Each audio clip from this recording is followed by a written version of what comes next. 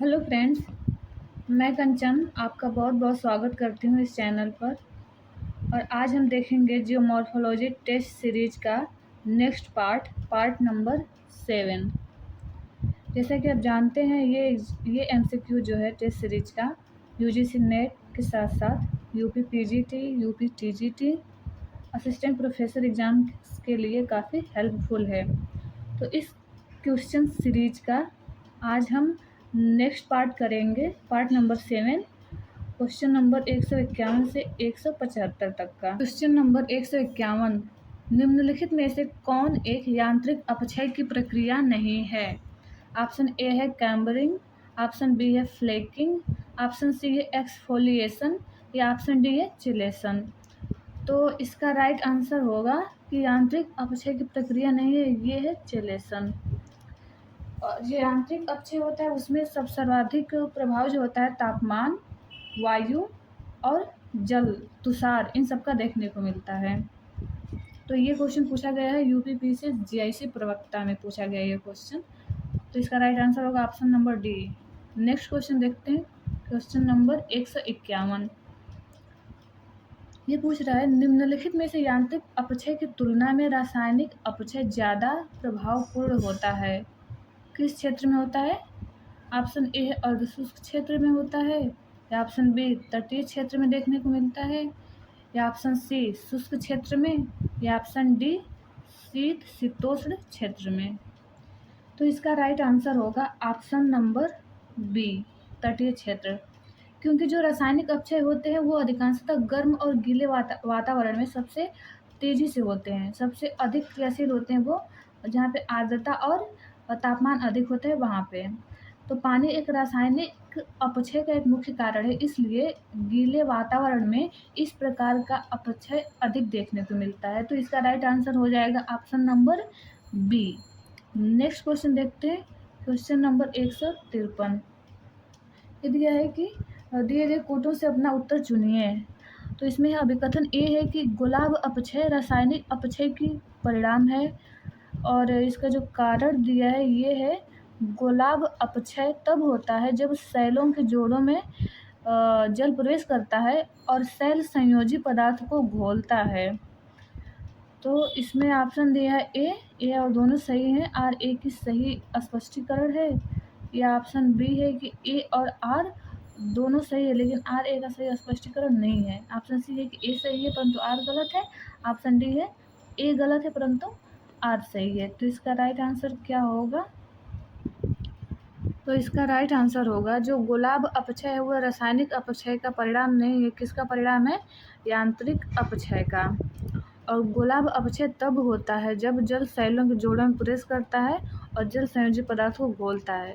ये गुलाब अपक्षय होता है जैसे चट्टान है, चट्टानों के जैसे जैसे वहाँ पे जोड़े हैं उसमें के माध्यम से जल क्या होता है उसमें प्रवेश कर जाता है, और जल प्रवेश कर जाता है दिन में और रात में। जैसे ये अधिकतर जो गुलाब अपक्षय देखने को मिलता है ये देखने को मिलता है रेगिस्तानी क्षेत्रों में, जहाँ पे हमें रेगिस्तान देखने को मिलते हैं, मरुस्थलीय क्षेत्र, वहाँ पे गुलाब अपक्षय अधिकांशतः देखने को मिलता है। तो क्योंकि वहाँ का तापमान दिन में बहुत अधिक होता है और रात में तापमान बहुत कम हो जाता है, तो रातें बहुत ठंडी हो जाती हैं। और ऐसे जो चट्टानें होती हैं उसमें जो दरारें होती हैं उन दरारों में जो जल प्रवेश कर जाता है, और रात के समय जब तापमान बहुत गिर जाता है नीचे तो वो जल बर्फ़ के रूप में जम जाता है, और जैसे ही जल बर्फ़ बनता है तो उसका आयतन बढ़ता है, और ये बर्फ़ जब जैसे जैसे इसका आयतन बढ़ता है ये फैलता है तो उन चट्टानों में दबाव पड़ता है, और दबाव उस दरारों के सहारे वो दरारें और चौड़ी होती जाती हैं, और ऐसे वो चट्टानें टूट टूट के अलग होती रहती हैं। तो इसलिए ये एक प्रकार का यांत्रिक अपक्षय का परिणाम होता है, ना कि रासायनिक अपक्षय का। तो ए तो गलत है, बट इसका जो कारण है आर ये सही है। तो इसका राइट आंसर हो जाएगा कि ऑप्शन डी, कि ए गलत है और आर सही है। नेक्स्ट क्वेश्चन देखते हैं, क्वेश्चन नंबर 151। ये पूछ रहा है रासायनिक अपक्षय की दृष्टि से निम्न में से किन चट्टानों का वियोजन अधिक होता है? ऑप्शन ए है बेसिक आग्नेय, नेक्स्ट ऑप्शन है ऑप्शन बी एसिड आग्नेय, ऑप्शन सी दिया है उपरोक्त दोनों, या ऑप्शन डी है एक और दो, दोनों में से कोई नहीं सही है। तो ये है कि रासायनिक अपक्षय की दृष्टि से निम्न में से किन चट्टानों का वियोजन अधिक होता है। तो इसका राइट आंसर होगा अधिकांशतः हमें जो रासायनिक अपक्षय है तो किन चट्टानों में होता है, जो आग्नेय चट्टानें हैं रासायनिक अपक्षय से बहुत कम प्रभावित होती हैं। तो इसका राइट आंसर हो जाएगा ऑप्शन डी। ऑप्शन डी हो जाएगा इसका राइट आंसर। एक और दो दोनों में से कोई नहीं होगा। नेक्स्ट क्वेश्चन देखते हैं, क्वेश्चन नंबर 155। 155 ये पूछ रहा है ऑक्सीडेशन की क्रिया से निम्नलिखित किस प्रकार की चट्टानें अपघटित होती हैं। ऑप्शन ए है लौह युक्त चट्टानें प्रभावित होती हैं, या ऑप्शन बी सिलिका युक्त, या ऑप्शन सी चूना युक्त, या ऑप्शन डी इनमें से कोई नहीं। तो जो ऑक्सीडेशन की प्रक्रिया है इससे सर्वाधिक जो चट्टानें अपघटित होती हैं तो वो होती हैं ऑक्सीडेशन की क्रिया द्वारा अपघटित होती हैं, वो है option number A right answer होगा। वो है लौह युक्त चट्टानें ऑक्सीडेशन की क्रिया से सर्वाधिक प्रभावित होती हैं। नेक्स्ट क्वेश्चन देखते हैं, क्वेश्चन नंबर 156। रासायनिक अपक्षय की कौन सी प्रक्रिया लोहे पर जंग लगने का कारण है। ऑप्शन ए है कार्बोनेटीकरण, ऑप्शन बी ऑक्सीकरण, ऑप्शन सी जल योजन, या ऑप्शन डी सिलिका पृथक्करण। कौन सी प्रक्रिया लोहे पर जंग लगाने का कारण है, तो वो प्रक्रिया कहलाती है ऑक्सीकरण। जब हमारे वातावरण में या जैसे जो चट्टान है उस चट्टान में जिसमें अधिकांशतः लोहे की मात्रा अधिक पाई जाती है, और जब वहाँ पे तापमान कम होता है या आर्द्रता अधिक हो जाती है, नमी की मात्रा अधिक हो जाती है, तो वो ऑक्सीजन से क्रिया करके ऑक्सीकरण क्रिया द्वारा उसका रासायनिक अपक्षय करता है। नेक्स्ट क्वेश्चन देखते हैं, क्वेश्चन नंबर 157। अपक्षय की प्रक्रिया क्या बताते हैं। ऑप्शन ए है घाटियों का पार्श्वीय विस्तार, ऑप्शन बी है महाद्वीपीय शेल्फ का फैलाव, या ऑप्शन सी है सेल सामग्री का खंडित होना, या ऑप्शन डी है सेल कर्तित प्लेटफॉर्म का निर्माण। तो अपक्षय में क्या होता है, इसका राइट आंसर होगा ऑप्शन नंबर सी, क्योंकि जो अपक्षय होता है, अपक्षय में जो सेल सामग्री होती है वो खंडित होती है, यानी जो चट्टान होती है वो एक ही स्थान पे टूट फूट द्वारा एक ही स्थान पे एकत्रित होती रहती है। तो इसका राइट आंसर हो गया ऑप्शन नंबर सी। अपक्षय की प्रक्रिया को ये बताता है कि सेल सामग्री का खंडन होना। नेक्स्ट क्वेश्चन देखते हैं, क्वेश्चन नंबर 158। निम्नलिखित स्थलाकृतियों में से किनके द्वारा बहुचक्रिक अपरदन के संकेत मिलते हैं। किसके बहुचक्रिक अपरदन के संकेत किसमें मिलते हैं। ऑप्शन ए है नदी वेदिका, ऑप्शन बी है महाखड्ड, ऑप्शन सी है विसर्प, या ऑप्शन डी है डेल्टा। तो बहुचक्रिक अपरदन के संकेत हमें इसमें देखने को मिलते हैं। ऑप्शन नंबर ए इसका राइट आंसर होगा नदी वेदिका। नेक्स्ट क्वेश्चन देखते हैं, क्वेश्चन नंबर 159। जल जलीय प्रवणता के सिद्धांत के प्रतिपादक थे। ऑप्शन ए है C Darwin, option B WM Davis, option C है W पेंक, एवं ऑप्शन डी है RE हार्टन। तो इसका राइट आंसर हो जाएगा option number B RE Horton. ये जल जलीय प्रवणता सिद्धांत के प्रतिपादक हैं। नेक्स्ट क्वेश्चन है क्वेश्चन नंबर 160। निम्नलिखित में से कौन सा डेविस के भौगोलिक चक्र मॉडल से संबंधित नहीं है। इसमें ऑप्शन ए है उत्थान की धीमी दर, ऑप्शन बी है स्थलाकृतियाँ संरचना प्रक्रम तथा अवस्था का प्रतिफल। उन्होंने कहा था कि जो स्थलाकृतियाँ होती हैं, जो स्थल रूप है, वो संरचना प्रक्रम तथा अवस्था का प्रतिफल है। नेक्स्ट है ऑप्शन सी पेनी प्लेन, और ऑप्शन डी है मोनार्ड। तो ये इसमें पूछ रहा है ये क्वेश्चन कि कौन सा डेविस के भौगोलिक चक्र मॉडल से संबंधित नहीं है। तो इसका राइट आंसर होगा ऑप्शन नंबर ए उत्थान की धीमी दर। ये डेविस के भौगोलिक चक्र मॉडल से संबंधित नहीं है, क्योंकि उन्होंने जो उनका अपना फर्स्ट स्टेज बताया था, इसमें उन्होंने उत्थान की धीमी दर न बता के उन्होंने उत्थान की तीव्र दर का वर्णन किया है। तो ये इसका राइट आंसर होगा, अर्थात ये डेविस के भौगोलिक चक्र मॉडल से संबंधित नहीं है, ये जो ऑप्शन ए ये गलत व्याख्या कर रहा है। और स्थलाकृतियाँ संरचना, प्रक्रम तथा अवस्था का प्रतिफल है, ये उन्होंने कहा था, ये राइट है। ऑप्शन सी पेनीप्लेन, पेनीप्लेन भी उन्होंने दिया था, जो उनके तीसरी अवस्था यानी हम बात करें वृद्धावस्था की, उसमें जो वो उत्थित स्थलाकृति रहती है अपर्दन द्वारा, वो जैसे जैसे उसका अपर्दन होके और वो क्या होती है समतल मैदान में वो परिवर्तित हो जाती है। वो एक अपर्दन द्वारा, वो काट छाट द्वारा, नदी के द्वारा वो लास्ट में जाके वो स्टेज जो होता है ये पेनीप्लेन में बदल जाता है। ये जो समतल भाग बचता है इसे उन्होंने पेनीप्लेन कहा था। और मोनेडनाक, मोनेडनाक उन्होंने इसी में दिया था, जो जो छोटे छोटे पहाड़ियों के रूप में जो बहुत कठोर चट्टानें होती हैं, जो एक छोटी छोटी पहाड़ियों के रूप में इसमें बस जाती हैं, इसको उन्होंने मोनेडनाक नाम दिया था। तो ये तीनों पेनीप्लेन, मोनेडनाक और स्थल, प्रक्रम और अवस्था, ये सारे उनके इस थ्योरी से जुड़ी थी। लेकिन वो जिन्होंने धीमी दर बताया है वो धीमी दर नहीं थी, वो गलत है। वो उन्होंने प्रथम अवस्था में जो बताया था वो अति तीव्र दर से उत्थान बताया था। नेक्स्ट क्वेश्चन देखते हैं, क्वेश्चन नंबर 161। ये पूछ रहा है कि भौगोलिक चक्र समय की वो अवधि है जिसके अंतर्गत एक उत्थित भूखंड अपरदन के प्रक्रम द्वारा एक आकृति विहीन समतल मैदान में परिवर्तित हो जाता है। यह कथन किसका है? Option A Powell, option B है गिलबर्ट, ऑप्शन सी है डेविस या ऑप्शन डी होगा सैंडर्स। तो इसका राइट आंसर होगा option number C Davis. Next question देखते हैं, क्वेश्चन नंबर 162। सूची 1 को सूची 2 से सुमेलित करते हुए दिए गए कूटों से सही उत्तर का चयन कीजिए। सूची 1 में धरातल दिया है और सूची 2 में दिया है प्रस्तुत करता है कि अर्थात इस धरातलीय कंसेप्ट को किसने प्रस्तुत किया था। एक में है पैन प्लेन, फिर है बी है पेडी प्लेन, सी है संप्राय मैदान, डी है इंड्रम। और प्रस्तुतकर्ताओं के नाम दिया है क्रिकमे, किंग, पेंक व डेविस। तो सबसे इसमें प्रसिद्ध है, हम जो देखते हैं, तो जो संप्राय मैदान है इसे हम पेनी प्लेन भी कहते हैं, पेनी प्लेन, पेनी प्लेन के नाम से भी जानते हैं। तो ये दिया था संप्राय मैदान डेविस ने। पेडी प्लेन देखें तो पेडी प्लेन दिया गया है किंग द्वारा। और जो इंड्रम्स है ये भूआकृति, ये कंसेप्ट दिया गया है पेंक द्वारा। और जो पैन प्लेन है ये क्रिकमे महोदय द्वारा दिया गया है।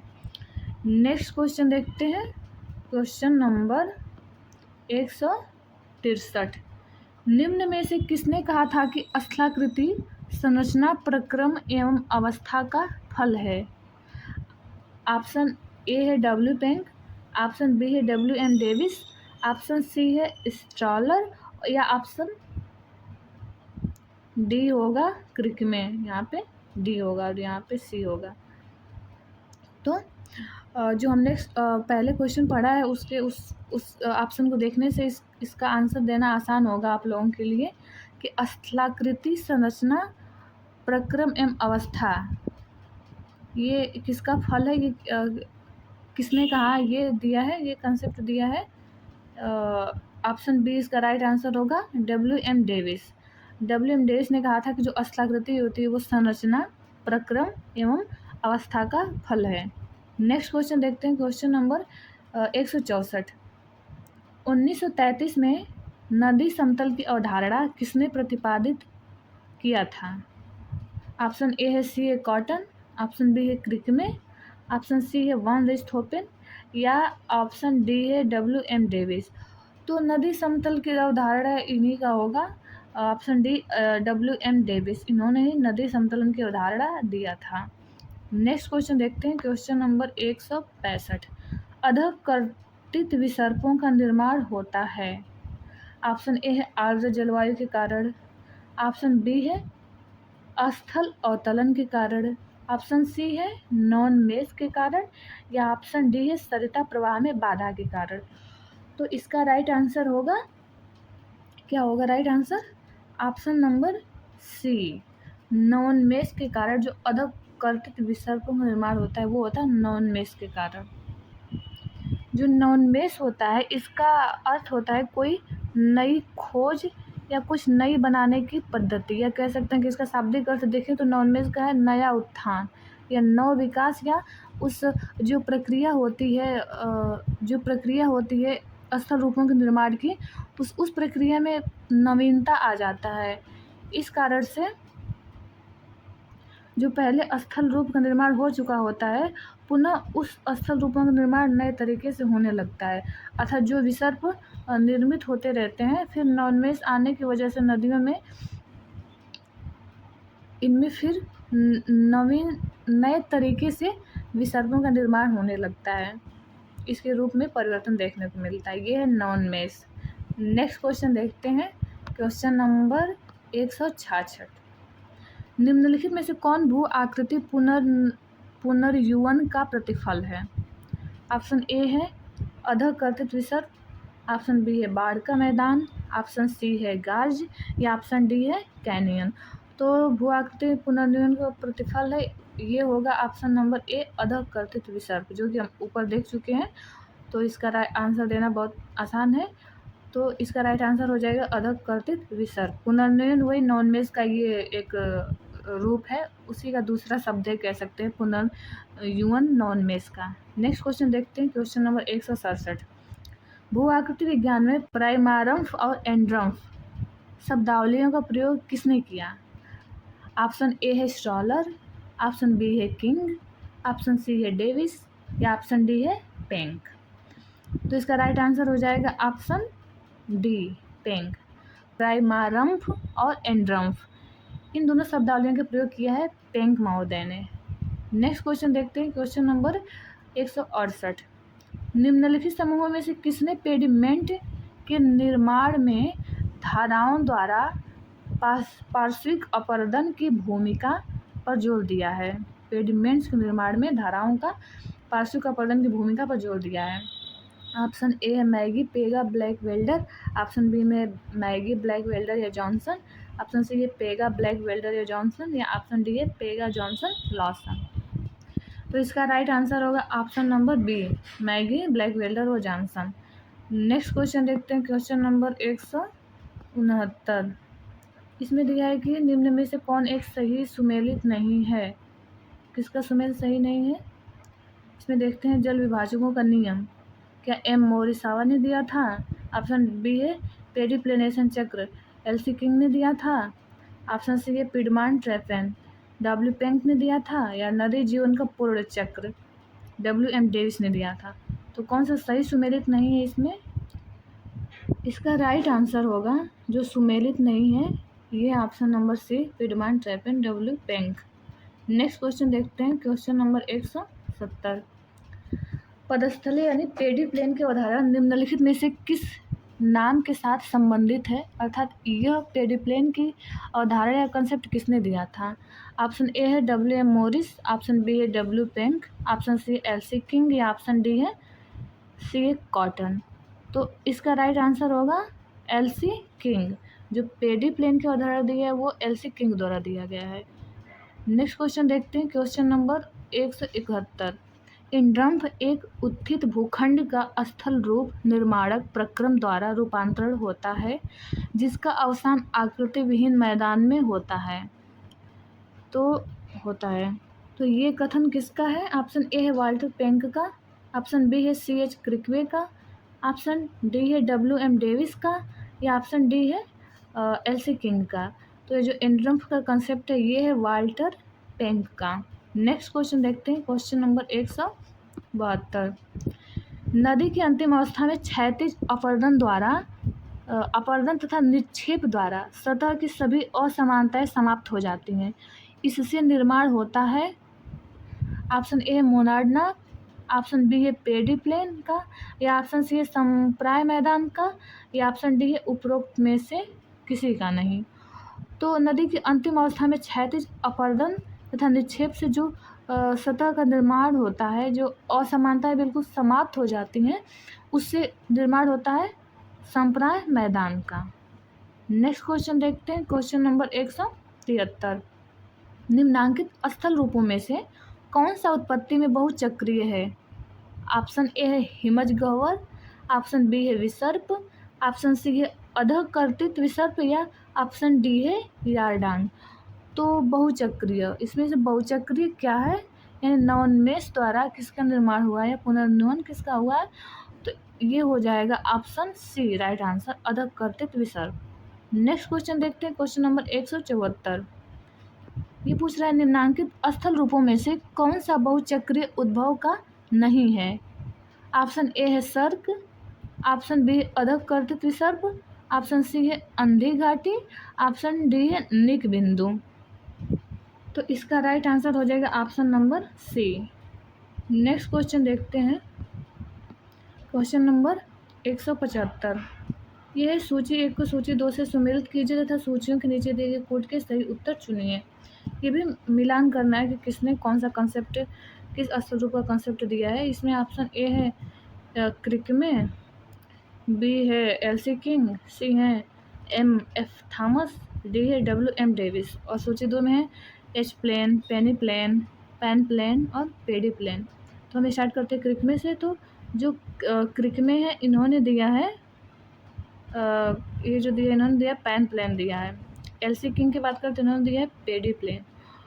और जो एम.एफ. थॉमस है इन्होंने दिया है एच प्लेन। और जो W.M. डेविस है इन्होंने पेनी प्लेन का कंसेप्ट दिया है। तो ये इसका राइट आंसर है। तो ये रहा आज का हमारा लास्ट क्वेश्चन। फिर हम मिलते हैं नेक्स्ट वीडियो में।